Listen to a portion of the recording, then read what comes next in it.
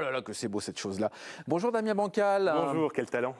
Soyez bienvenus, merci d'être avec nous très souvent. Tous les 15 jours. Oui, c'est ça, tous les 15 jours. Avec vous, on apprend des choses fort intéressantes. Aujourd'hui, vous allez nous parler des objets connectés. Ils débarquent, ça y est, en France, et notamment ces petites choses, les fameuses enceintes connectées. Tout à fait, les premiers à avoir tiré le feu, ça a été Google avec son Google Home.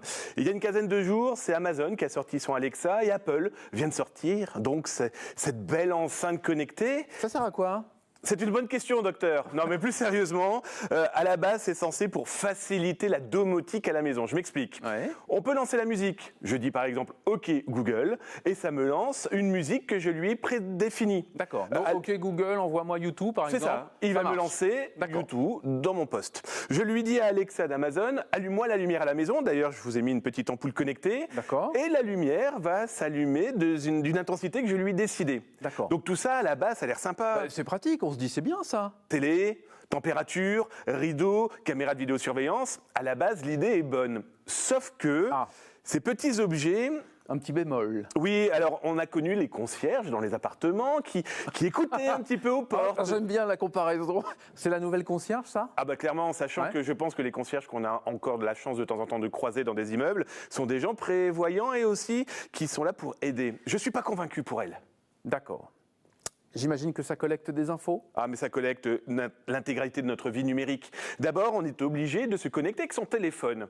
Et on est obligé d'installer une application dans son téléphone. Et déjà, à ces éléments-là, on donne son nom, son prénom, son adresse.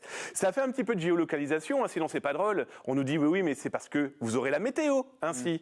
Oui, d'accord, super. Et surtout, on se rend compte que quand on leur parle, notre voix est enregistrée par les applications et par ces sociétés. Elles sont capables de nous définir exactement sur le lieu de notre recherche. Et comme on va le montrer, notre réalisateur adoré va nous montrer quelques captures écran. Là, par exemple, chez Google, on voit que j'ai fait des recherches assez précises et il me les indique. Donc, non seulement il a entendu ma voix, il les a retranscrits en texte et tout ça est dans la mémoire de mon téléphone, mais aussi de ces sociétés. D'accord, on ne sait pas ce qu'ils en font derrière. Alors, le problème, c'est qu'ils nous disent... Comme le serpent, vous savez, j'en parle tout le temps de ce serpent dans le livre de la jungle, et confiance, ils nous disent, c'est sécurisé, il n'y a que nous qui y avons accès. Donc, alors, ils nous expliquent... Ben, on n'en sait rien, soyons très clairs. Ils expliquent que ma voix va permettre d'améliorer la qualité de leurs outils. Oui, alors vous parlez de voix, c'est-à-dire que la voix est enregistrée en fait, pas dans ces machines-là, mais dans les serveurs là-bas. Tout à fait. Alors d'ailleurs, vous pouvez tester, on va mettre les URL à l'écran. Google vous dit très clairement, voilà ce que vous avez dit, et quand vous appuyez sur la petite flèche lecture, vous entendez votre voix. Alors je vais être très clair avec vous, je fais des tests avec mes filles. C'est simple, elles en ont une dans leur espace de jeu.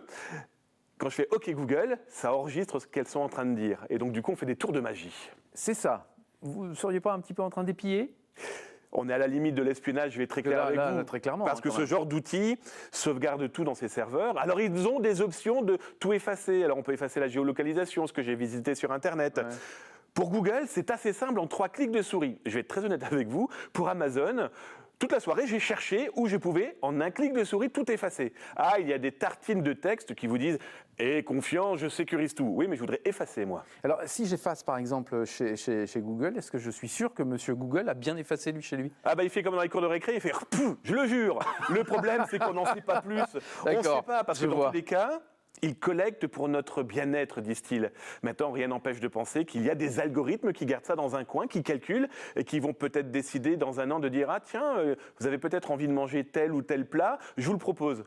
Le produit d'Amazon propose déjà d'acheter des produits chez Amazon. Oui, tant qu'à faire. C'est pas drôle, sinon. Bah non, autant être bien servi par soi-même.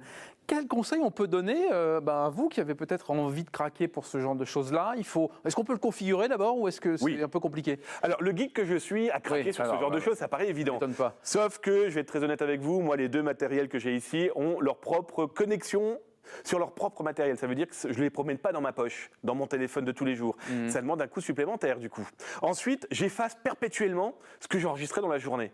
Je vais être honnête, je pense qu'il est trop tard. Parce que ce que j'enregistre ce soir, par rapport à des recherches que j'ai fait le matin, rien ne m'empêche de penser qu'ils l'ont déjà analysé, déjà traité, prêt à être réemployé.